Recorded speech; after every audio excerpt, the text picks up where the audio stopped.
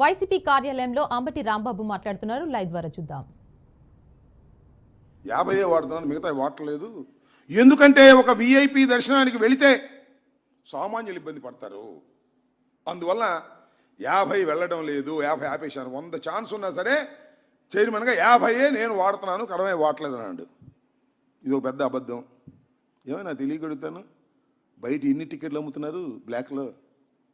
500 ఏది బ్రేక్ దర్శనానికి, బయట 3,500, 5,000, 7,500 బ్రోకర్లు అందరూ అమ్ముతున్నారు.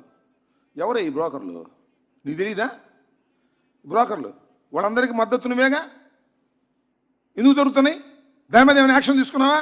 దాని మీద మాత్రం యాక్షన్ తీసుకోవు. జగన్మోహన్ రెడ్డి గారి గురించో లేకపోతే కరుణాకర్ రెడ్డి గారి గురించో ఇష్టం వచ్చినట్టుగా అవాకులు చవాకులు పేలి రాజకీయం చేసేస్తున్నావు. నువ్వు తిరుమల తిరుపతి దేవస్థానం కొండ మీద అనేది గుర్తుపెట్టుకోమని మనవి చేస్తున్నా. ఇలాంటి దుర్మార్గమైనటువంటి ఆలోచనలు నువ్వు చేస్తున్నావు. అంతేకాదు, మీ అబ్బాయి ఉన్నాడు.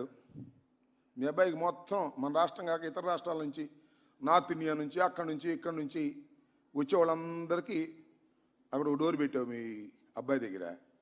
వాళ్ళని తీసుకెళ్తాడు, దర్శనాలు చేస్తాడు, మీ పనులు మీరు చేసుకుంటారు. వ్యాపారాలు, డబ్బులు సంపాదించుకునేది. దైవాన్ని అడ్డం పెట్టుకొని వ్యాపారం చేసేటటువంటి నీచమైన స్థితికి బీఆర్ నాయుడు దిగజారిపోయాడు. నీకు బీఆర్ నాయుడు గురించి ఏం చెప్పాలి చెప్పండి, నాకు అర్థం కాలేదు. మాట్లాడితే జగన్మోహన్ రెడ్డి గారిని విమర్శించే మాట నాకు తెలియకుడుతున్నాయా. నువ్వు చైర్మన్గా ఉన్నావు, నీ మీద కేసు పెట్టారు, దేశద్రోహం. ఏమంటావు నువ్వు? అది నోరేనా?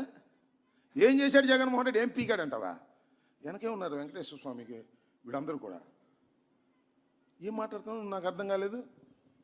పీకుతారు, తొందరపడితేటాకు భగవంతుడు పీకుతాడు నిన్ను, 2 అటు ఇటును నువ్వు చేసేటటువంటి తప్పుడు కార్యక్రమాల వల్ల. ఇలాంటి మాటలు మాట్లాడుతున్నావే నువ్వు. ఒక హిందుత్వానికి సంబంధించినటువంటి ఒక పవిత్రమైన దేవాలయానికి చైర్మన్గా ఉండి నువ్వు ఈ రకంగా మాట్లాడేటటువంటి కార్యక్రమం చేస్తున్నావు. దీనికి నువ్వు తప్పనిసరిగా మూల్యం చెల్లించవలసినటువంటి అవసరం రాబోయే కాలంలో ఉంటుందనే విషయాన్ని దయచేసి మర్చిపోవద్దని కూడా ఈ సందర్భంగా నేను చెప్తూ ఉన్నా.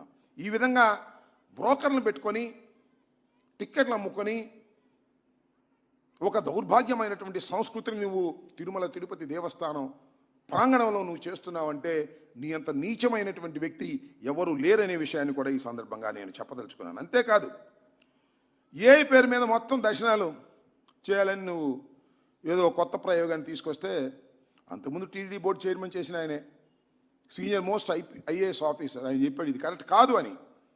అయినా సరే దాన్ని అక్కడక్కడ పెట్టేసి ఏదో తిమ్మిని బొమ్మిని చేసేసి దాన్ని పెట్టాలనేది ఒక రిటైర్డ్ అధికారి చెప్పినా కూడా దాన్ని పక్కదో పట్టించేటటువంటి కార్యక్రమాలు చేసి ఇవాళ నువ్వేదో మెప్పు పొందాలనేటువంటి కార్యక్రమం, ఈ చంద్రబాబు నాయుడు గారి మెప్పో లేకపోతే ఇంకొక మెప్పో పొందాలని. నువ్వు ఎప్పుడు కూడా దర్శనానికి వెళ్ళలేదంట. ఆయన చెప్తున్నాడు, నేను దర్శనానికి వెళ్ళలేదండి, వెళితే చాలామంది సామాన్యులకి ఇబ్బంది అవుతుంది అని. నువ్వు దర్శనాలు వెళ్ళవు కానీ గోవా మాత్రం వెళ్తావు. నువ్వు మీ అబ్బాయి కలిసి గోవా మాత్రం TV5 నుంచి డైరెక్ట్గా గోవా వెళ్ళే అలవాటు ఉంది. సరే, అక్కడ ఏ దర్శనం చేసుకుంటావో మాకు తెలియదు. ఇవన్నీ సొల్లు కబుర్లు చెబితే వినటానికి రాష్ట్ర ప్రజానీకానికి బీఆర్ నాయుడు గురించి తెలియకపోవచ్చు, కానీ హైదరాబాద్లో ఉండే వాళ్ళకి బీఆర్ నాయుడు గారి గురించి తెలుసు, తిరుపతిలో ఉండే వాళ్ళకి బీఆర్ నాయుడు గారి గురించి తెలుసు. ఎందుకంటే చిత్తూరు జిల్లాకు చెందినవాడు కదా, అందుకని బీఆర్ నాయుడు గారి గురించి అన్ని పోసగుచ్చినట్టు ప్రతి విషయం బీఆర్ నాయుడు గారి గురించి తెలుసు అనే విషయాన్ని మర్చిపోవద్దని మనవి చేస్తున్నా. నువ్వు ఒక విధంగా చెప్పాలంటే బ్రోకర్ రాజకీయాలు చేసే మనిషి నువ్వు. అందుకోసమే నీకు టీటీడీ బోర్డు చైర్మన్ ఇచ్చాడు చంద్రబాబు నాయుడు. అలాంటి దౌర్భాగ్యమైన స్టేజ్లో ఉన్నటువంటి